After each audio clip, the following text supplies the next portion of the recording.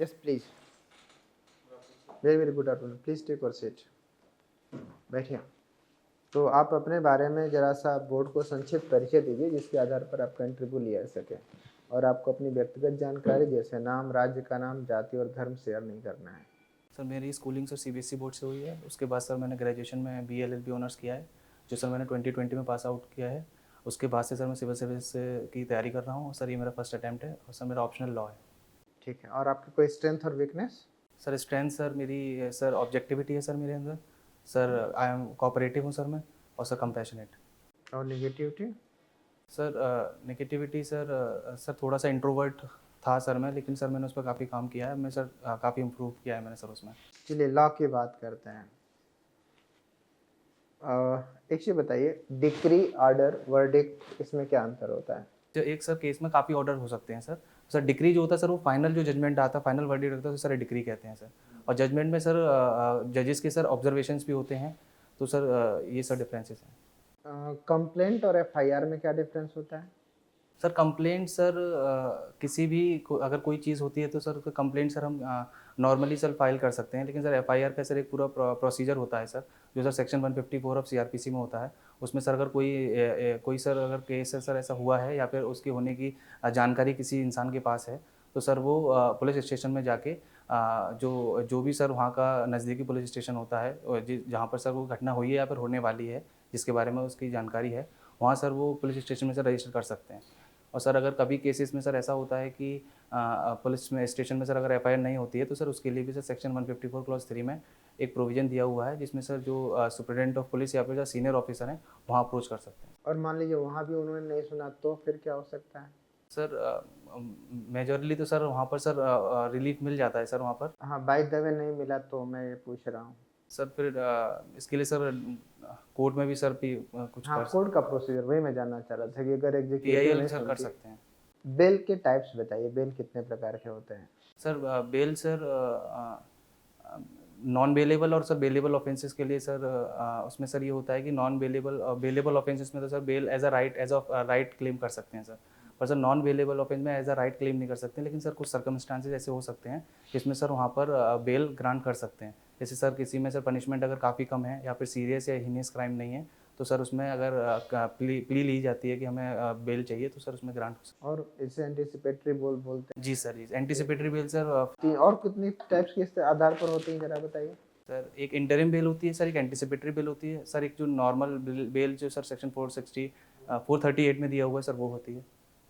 तो सर इसमें anticipatory bail में ये होता है कि सर अगर कोई सस्पिशन होता है कि हमारे खिलाफ कोई फॉल्स एफआईआर या फिर सर कोई केस फाइल हो सकता है, तो सर इंसान सर जो भी होता है, कंसर्न इंसान जो होता है सर, वो बेल के लिए सर अप्लाई कर सकता है।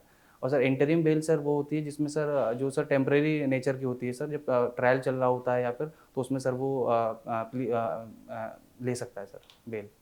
4 कोड मैं बता रहा हूँ। एक कोड सिंपल कोर्ट, दूसरा कंगारू कोर्ट, तीसरा लोक अदालत, और चौथा है जन अदालत। इनमें जरा अंतर बताइए। सर लोक अदालत sir legal services authorities act 1987 के तहत उसमें सर प्रोविज़न दिया हुआ है, जिसमें sir out of the court sir उसमें रेमेडी के लिए जा सकते हैं सर। उसमें सर डायरेक्ट आप उसमें सर एक सर जुडिशियल ऑफिसर होते हैं सर, उसमें लॉयर होते हैं, और सर एक सोशल वर्कर होते हैं सर, जहाँ पर सर पार्टीज़ आके सामने से एक साथ अपनी सर जो भी कंसर्न केस है उसके रिलेटेड अपनी बात रख के और सर उसका रेमेडी ले सकते हैं सर वहाँ से। ठीक है, और जन अदालत? तो जन अदालत सर कॉमन कोर्ट होती है सर, जहाँ तक सर मैं अगर रिकॉल कर पा रहा हूँ सर। ठीक है, और kangaroo court? Sir kangaroo court का सर आइडिया नहीं, सॉरी सर। अच्छा, और कंगारू कोर्ट का आइडिया नहीं है? सर पढ़ा था सर, लेकिन अभी रिकॉल नहीं कर पा रहा हूँ सर। ठीक है, थैंक यू। आप संविधान पीठ के बारे में थोड़ा कुछ मुझे समझाइए। जी सर। सर कॉन्स्टिट्यूशनल जो संविधान पीठ होती है सर, उसमें सर 5 जजेस की बेंच होती है सर। वो अगर सर कोई जो सिंगल जज या फिर सर डिवीजन बेंच जो होती है सर, अगर उससे अगर रिलीफ नहीं मिलता है या फिर अगर इंसान सर अपील करना चाहता है सर, तो सर वो कॉन्स्टिट्यूशन बेंच में सर जा सकता है। मतलब सर एटलीस्ट सर 5 जजेस की बेंच को कॉन्स्टिट्यूशन बेंच कहते हैं। उसके ऊपर सर कितनी भी सर और नंबर में हो सकती है सर। कॉन्स्टिट्यूशनल बेंच गठित की जाएगी या नहीं की जाएगी, अंतिम डिसीजन कौन लेता है?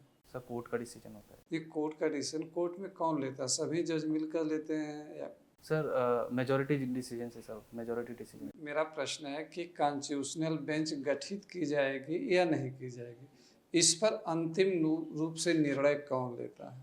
सर अगर सर मैं सही रिकॉल कर पा रहा हूँ तो sir chief justice. Chief justice लेता है। अब तक सबसे बड़ी कॉन्स्टिट्यूशनल बेंच किस मैटर में गठित की गई है? Sir Keshavananda Bharati versus state of Kerala कितने 1970। जजेस थे उसमें? सर 13 जजेस थे। अच्छा, एक आईपीसी की धारा में 378 की बात होती है, यह क्या है? सर थेफ्ट से डील करता है सर ये। अच्छा, दूसरा मेरा प्रश्न थोड़ा सा बताइए, मनी बिल और फाइनेंस बिल में अंतर क्या है? Sir money bill sir article 110 में दिया हुआ है सर कॉन्स्टिट्यूशन के। और सर फाइनेंशियल बिल सर दो टाइप के होते हैं सर, जो आर्टिकल 117 में दिए हुए हैं sir. Sir money bill sir specifically deal करते हैं अगर कोई इम्पोजिशन या फिर रिपील या फिर कोई इम्पोजिशन अगर टैक्सेस का किया जा रहा है, या फिर सर इंसिडेंटल अगर कोई उससे रिलेटेड केसेस हैं, या फिर विड्रॉल ऑफ कंसोलिडेटेड फंड से अगर किया जा रहा है कोई, तो सर उसमें सर 7 से 8 पॉइंट्स हैं सर, जिसमें जिनके बेसिस पर ही सर मनी बिल इंट्रोड्यूस हो सकता है sir. Okay, finance? Financial bill sir और सर मनी बिल की सर एक खासियत ये भी है कि सर वो सिर्फ लोकसभा में ही इंट्रोड्यूस किया जा सकता है। क्या मनी बिल को राष्ट्रपति रोक सकते हैं? सर अगर मैं सही रिकॉल कर पा रहा हूँ तो sir no sir. No sir. क्या मनी बिल राष्ट्रपति की पूर्व अनुमति से प्रस्तुत किया जाता है? यस। अच्छा, अगला प्रश्न हमारा है आपसे, एक वर्ड आज का रचनात्मक अविश्वास प्रस्ताव के बारे में कुछ बताइए। Constructive no confidence motion. Sorry sir, अभी सर रिकॉल नहीं कर पा रहा। नहीं कर पा रहे। भारत में केंद्र में अब तक किस प्रधानमंत्री को अविश्वास प्रस्ताव के माध्यम से हटाया गया है? सॉरी सर, मैं सर याद नहीं कर पा रहा। अब तक किसी भी प्रधानमंत्री को नो कॉन्फिडेंस मोशन के माध्यम से नहीं हटाया गया। जो भी प्रधानमंत्री हटे हैं बीच में, वह कॉन्फिडेंस मोशन नहीं प्राप्त कर पाए। कॉन्फिडेंस मोशन किसके द्वारा प्रस्तुत किया जाता है और कब प्रस्तुत किया जाता है? सर अपोजिशन से सर कोई भी कर सकता है, इसके लिए सर कुछ कंडीशंस हैं। आपने कहा, हमारा प्रश्न ध्यान से सुनिए कि कॉन्फिडेंस मोशन किसके द्वारा लाया जाता है? Confidence motion sir ruling party की तरफ। रूलिंग पार्टी कब लाती है रूलिंग पार्टी? सर जब सर शायद कुछ अगर उनको ये लगता है कि शायद कि जो अपोजिशन है वो नो कॉन्फिडेंस मोशन ला सकती है, तो अगर सर मैं याद। जब रूलिंग पार्टी का कोई सपोर्ट करने वाला दल या कुछ सांसद उससे अलग हो जाते हैं या विरोध करने लगते हैं, जब अपोजिशन आरोप लगाने लगता है कि आप बहुमत में नहीं है, तब रूलिंग पार्टी यह लाती है। राष्ट्रपति की अध्यादेश जारी करने की शक्ति पर कुछ बताइए। सर आर्टिकल 123 में दिया हुआ है सर ये। अध्यादेश कब जारी किया जाता है, किन परिस्थितियों में जारी किया जाता है? जब सर अगर सर दोनों हाउसेज या फिर दोनों में से कोई एक हाउस अगर सेशन में नहीं है सर, और सर प्रेसिडेंट को ऐसा लगता है कि ऐसी इमीडिएट सिचुएशन आ गई है जहाँ पर इमीडिएट एक्शन लेने की ज़रूरत है, तो सर प्रेसिडेंट अंडर आर्टिकल 120 की पावर यूज़ करते हुए सर ऑर्डिनेंस इशू कर सकता है। वो कब तक वैध होता है? सर मैक्सिमम सर 6 मंथ्स तक के लिए होता है, 6 मंथ्स एंड सर 6 वीक, अगर सर उसमें सेशन में अगर वो नहीं है सर, अगर लोकसभा सर। अच्छा, क्या आप इस फेवर में है कि लोकसभा और राज्यसभा, लोकसभा और विधानसभाओं के चुनाव एक साथ कराए जाएं? सर इसका सर दोनों पहलू हो सकते हैं सर, इसके सर कुछ फ़ायदे भी हैं, कुछ सर नुकसान भी हो सकते हैं। फ़ायदा सर ये हो सकता है कि अगर सर एक साथ इलेक्शन होंगे सर, अगर पार्लियामेंट और स्टेट लेजिस्लेटिव असेंबलीज़ के, तो सर इससे सर जो पॉलिसी पैरालिसिस सर जो हो जाता है, क्योंकि सर जब इलेक्शंस होते हैं तो sir model code of conduct लग जाता है, तो सर उसमें इम्प्लीमेंटेशन जो होता है पॉलिसीज़ का, वो सर इफेक्टिवली नहीं काम कर पाता है। साथ ही सर जो सर फाइनेंशियल इशूज़, फाइनेंशियल जो सर खर्चे होते हैं सर, उसको भी सर थोड़ा सा मिनिमाइज़ कर सकते हैं अगर सर एक साथ ही अगर इलेक्शंस हो जाते हैं, क्योंकि सर इसमें सर काफ़ी खर्चा होता है, जो पब्लिक मनी सर इन्वेस्ट ज़्यादा सर यूज़ होता है। और सर अगर उसके सर नेगेटिव्स की बात करें सर, तो सर इसमें थोड़ी अकाउंटेबिलिटी का इशू रहेगा, क्योंकि सर अगर एक ही बार सर 5 साल में सर एक ही बार अगर इलेक्शन होंगे, तो सर 5 साल तक सर जो पीपल टू पीपल कॉन्टैक्ट होता है, उसमें सर कमी आने की गुंजाइश सर थोड़ी ज़्यादा बढ़ जाएगी। अच्छा, एक वर्ड यूज होता है, कारपोरेट सेक्टर में सामाजिक उत्तरदायित्व की अवधारणा। यह अवधारणा भारत में कब लाई गई और यह क्या है? सर इसको सर इंडिया में सर कंपनीज एक्ट 2013 में सर इंट्रोड्यूस किया गया है सर, इसको स्टैट्यूटरी रिकग्निशन मिला है सर। उसमें सर ये प्रोविज़न है कि अगर कोई भी सर एंटरप्राइज़ है, कोई बिजनेस एंटिटी है सर, अगर उसका पिछले 3 साल में एटलीस्ट एवरेज सर जो प्रॉफिट 2% है, अगर सर एवरेज सर कुछ कंडीशंस हैं कि उसमें अगर सर एग्जैक्ट सर मैं टर्नओवर याद नहीं कर पा रहा हूँ, उसका सर प्रॉफिट का 2% सर इनको सीएसआर में देना कंपलसरी कर दिया गया। सीएसआर में किसको देगा?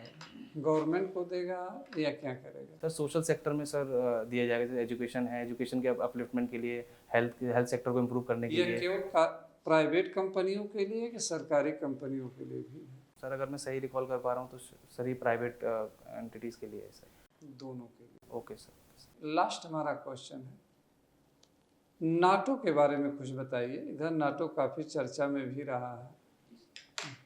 पहले तो नाटो का पूरा नाम हमें बताइए। Sir North Atlantic Treaty Organisation sir 1949 में सर ये इस्टेब्लिश हुआ था सर। जब वर्ल्ड वॉर सर जब ख़त्म हुआ था, उसके बाद सर ये एक मिलिट्री ऑर्गेनाइजेशन बनाया गया था।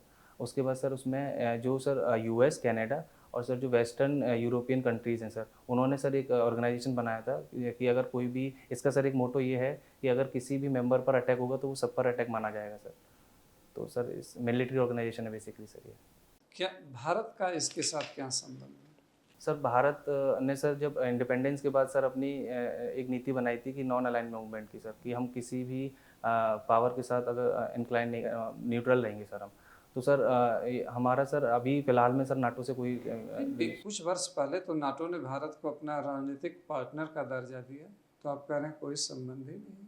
सर मेरा कहने का सर मतलब ये है कि सर डायरेक्टली सर नहीं हम इन्वॉल्व हैं, लेकिन sir as a diplomacy level पर और सर ग्लोबल लेवल पर सर अपनी पहचान बनाने के लिए सर थोड़ा सा हम लोगों ने सर उधर अपना रुख दिखाया है सर थोड़ा। चलिए, बहुत अच्छा।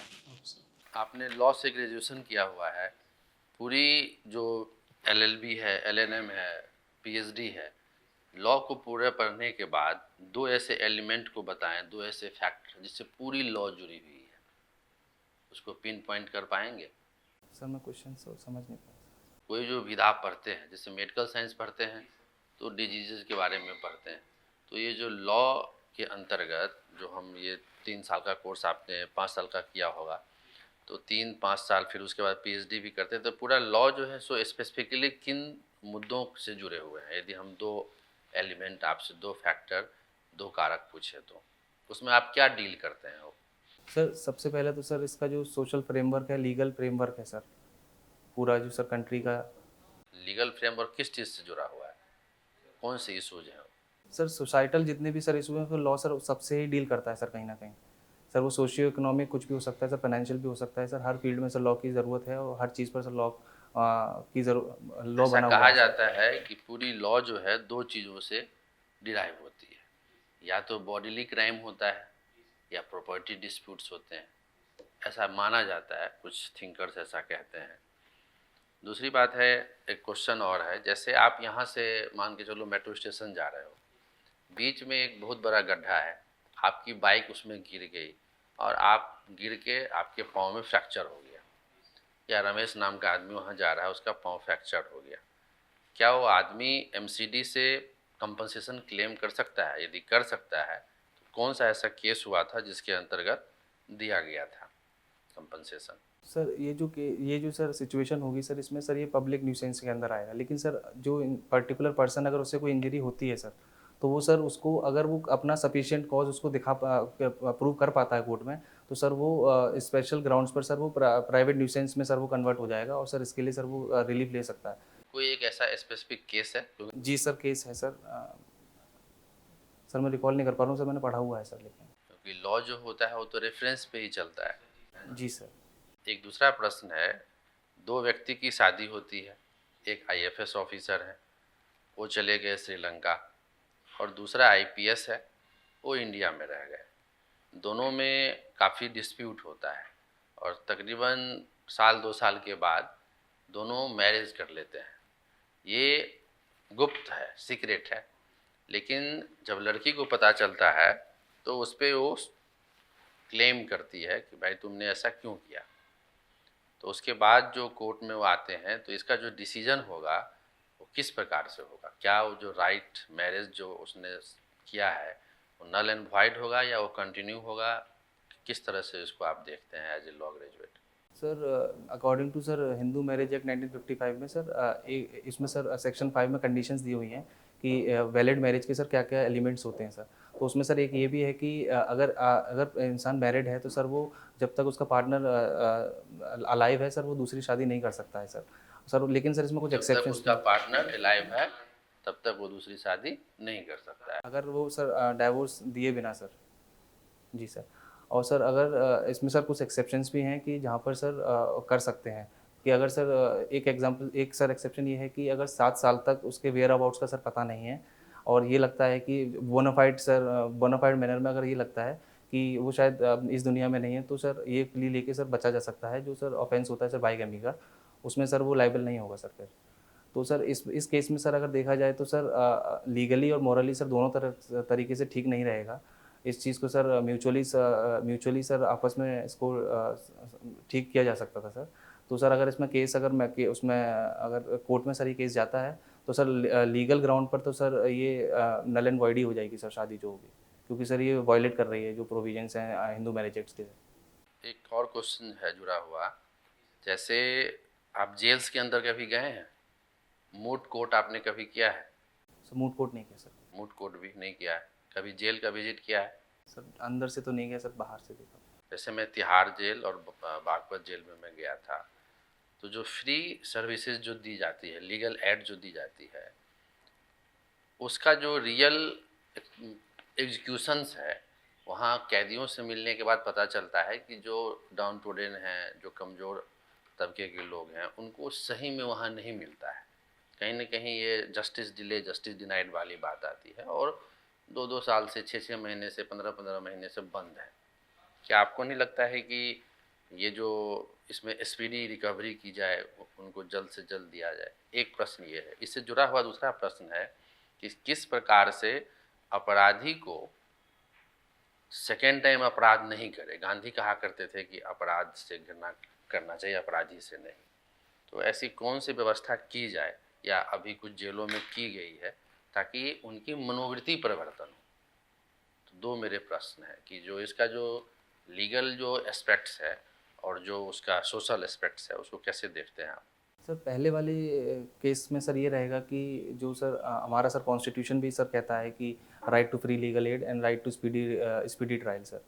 तो सर ये सर फंडामेंटल राइट में है सर, लेकिन कहीं ना कहीं देखा गया है, कई केसेस ऐसे हुए हैं, कई रिपोर्ट्स ऐसी आई हैं जिसमें पता चला है कि सर अंडर ट्रायल जो प्रिजनर्स हैं सर वो उनकी संख्या सर काफ़ी है, जिसकी वजह से सर उन्हें प्रॉपर टाइम पर सर उनको सर ट्रायल नहीं हो पा रहा है और वो सर बिना अपना सर पूरा ट्रायल कंप्लीट किए हुए बिना ही सर जिस धारा में सर वो जाते हैं उससे ज़्यादा कभी कभी सर वो उसमें अपना जेल में रह जाते हैं सर, जो कि सर ये ह्यूमैनिटेरियन ग्राउंड पर सर बिल्कुल सही नहीं है। इसमें सर रिफॉर्म्स लाने की काफ़ी ज़रूरत है और सर काफ़ी कमिटीज़ भी बनी हैं इसके लिए, जिसमें सर जुडिशियल और प्रिजन रिफॉर्म्स के लिए काफ़ी बातें की गई हैं सर। उत्तर प्रदेश के लॉ मिनिस्टर कौन है और हमारे केंद्र सरकार के लॉ मिनिस्टर?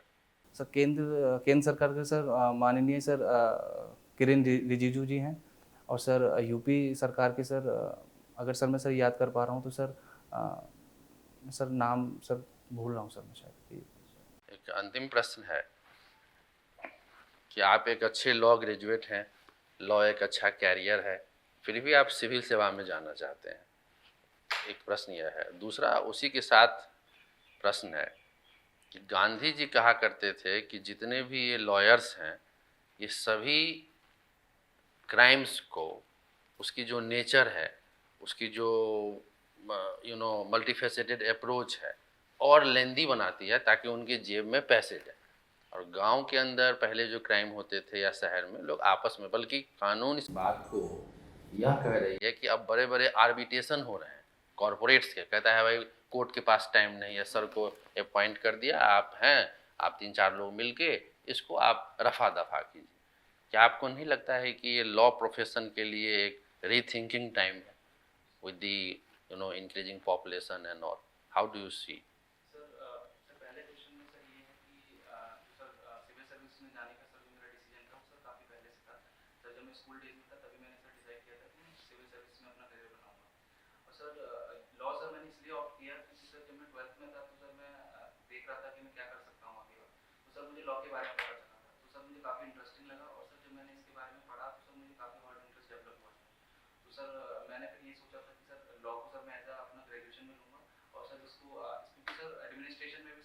काफ़ी यूज है सर। बिना लॉ के सर एडमिनिस्ट्रेशन भी सर नहीं रन कर सकता। तो sir law and administration sir parallelly चलते हैं सर। तो सर अगर मैं सिविल सर्विसेज में आता भी हूँ एडमिनिस्ट्रेटर की तरह सर, मुझे लॉ का सर काफ़ी बेनिफिट होगा, जिसको सर मैं अच्छी तरीके से सर पॉलिसी इम्प्लीमेंटेशन या फिर जो न्यूआंसेस होते हैं सर लॉस के, उन्हें समझने में सर मैं सर काफ़ी बेहतर तरीके से कर सकूँ सर अपनी कैपेबिलिटीज़ को। और सर सेकंड क्वेश्चन ये है कि सर सेकंड आंसर ये है सर कि जो महात्मा गांधी जी थे वो सर हमेशा से सर विलेज पंचायत को उन्होंने ज़्यादा प्रेफरेंस दिया था कि अगर कोई डिस्प्यूट होता है तो आप कम्युनिटी लेवल पर ही उसको डिसाइड करके और डिसाइड किया जाए।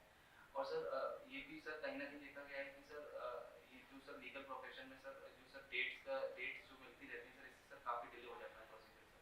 तो सर जो जस्टिस सर टाइम पे मिलना चाहिए सर वो नहीं हो पाता है, और सर वो जस्टिस लगभग सर डिनाइड ही हो जाता है।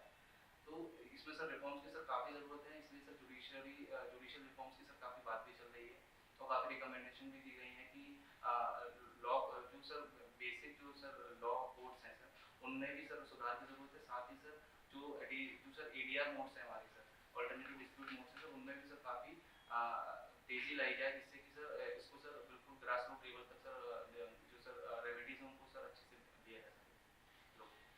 Thank you very much sir. Please. Unification of civil laws, इसके पॉजिटिव और नेगेटिव एस्पेक्ट्स बताइए। Unification of civil law sir इसका सर बेनिफिट तो सर ये है कि सबके सर जब सारे लोग सर हम जब सर यूनाइटेड हैं सर हम इंडिया में सर, अगर सर सब पे सर सेम लॉ एप्लीकेबल होंगे तो सर इसमें जो एम्बिग्यूटी की बात नहीं रहेगी सर। और सर सब पे सर इक्वली एप्लीकेबल होगा तो सर ये काफ़ी सर मतलब यूनिफॉर्मिटी सर मेंटेन रहेगी सर सबके उसमें सर। साथ में सर अगर नेगेटिव देखा जाए तो सर इसमें ये है कि सर डाइवर्सिटी भी सर काफ़ी है, तो डाइवर्सिटी की वजह से सर इसको इम्प्लीमेंटेशन में सर कहीं ना कहीं कमी आ सकती है सर। ओके, सपोज करते हैं कि आपके पास एक ऐसा केस आता है, आप एडमिनिस्ट्रेशन में हैं और आपके पास एक ऐसा केस आता है जहाँ पे एक व्यक्ति है, आपको पता है ये बिल्कुल निर्दोष है, राइट, और सारे एविडेंसेस उसके अगेंस्ट में हैं, राइट।